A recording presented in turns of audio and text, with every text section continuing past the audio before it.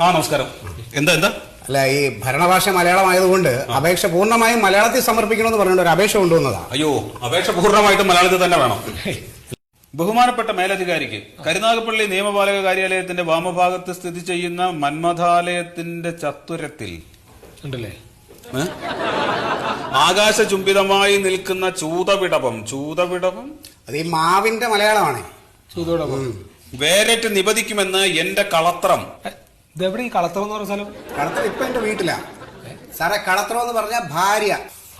എന്റെ ഭാര്യയുടെ കാര്യം പറയുന്നത്. ഈ കാര്യാലയത്തിൽ രേഖാമൂലം പരാതി തന്നത് അരുണ നിറ തൂലികയാൽ ഖണ്ഡിച്ചു കളഞ്ഞു. മേലധികാരിയോട് ക്ഷീണിത സ്വരത്തിൽ എന്റെ കളത്രം ആവർത്തിച്ചു പറഞ്ഞപ്പോൾ മധുരമൂറുന്ന മലയാള ഭാഷയിൽ മാത്രമേ പരാതി സമർപ്പിക്കാവൂ എന്ന് രക്ഷാധികാരി പറഞ്ഞത് ശിരസാ വഹിച്ചുകൊണ്ട് അർഭകൾ കളിക്കുന്ന അങ്കണത്തിൽ. ഇതെവിടെ അർബികൾ കളിക്കുന്ന സ്ഥലം സാറേ? അർഭകൾ എന്റെ കുട്ടികൾ കളിക്കുന്ന മുറ്റത്ത്. പാദപം വേരറ്റ് വീണാൽ അപകടമാണെന്നതിനാൽ തരുച്ഛേദനം മരം ഒന്ന് മുറിച്ചു മാറ്റുന്ന കാര്യം.